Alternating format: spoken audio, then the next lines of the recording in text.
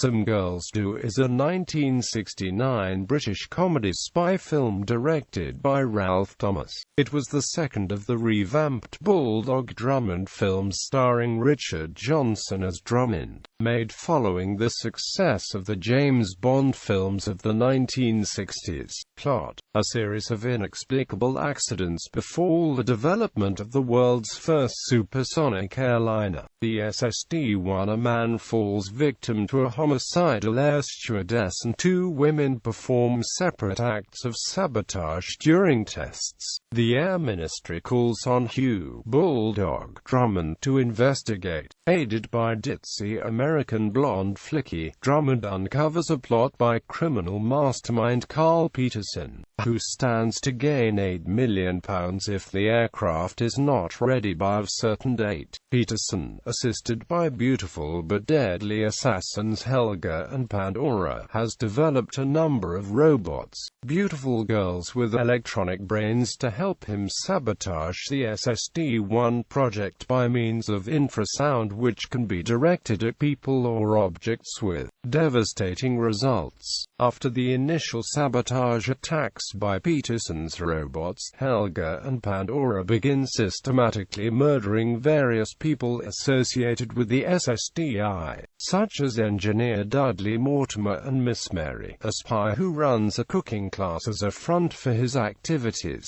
Helga makes contact with Drummond at a shooting party, and attempts to kill him by planting a bomb in his telephone after sleeping with him. Then Helga and Pandora try to kill Drummond again by sabotaging a glider fight, having cut the ripcord from his parachute. Drummond manages to manually open his parachute and escape death. The trail leads Drummond to North Africa, following up on a lead on an infrasound-powered powerboat, where he is assisted by Peregrine Carruthers from the British Embassy. Pandora kills the boat owner with a miniature infrasound device, but is thwarted in her attempt to steal the boat. Drummond and Peregrine decide to drive the powerboat in a scheduled race. Helga and Pandora also participate in the race and successfully capture the men and the boat, delivering them all to Peterson at his island headquarters, staffed by an army of his female robots, including the defective but endearing No.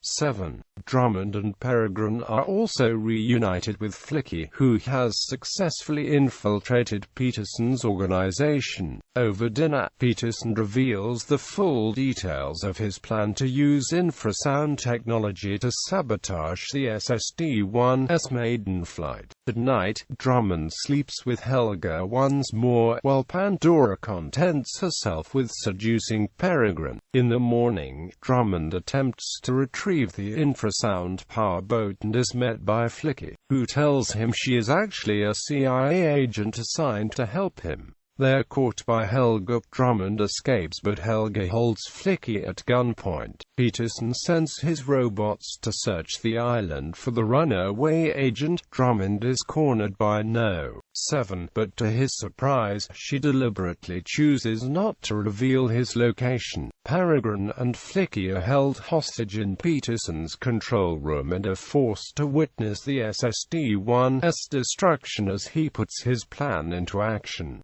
Drummond scales the wall of Peterson's hideout, and saves the SSD-1 from destruction by using Peterson's infrasound waves against him, destroying his control room. Peterson, Pandora, and Helga are all apparently killed in the explosion.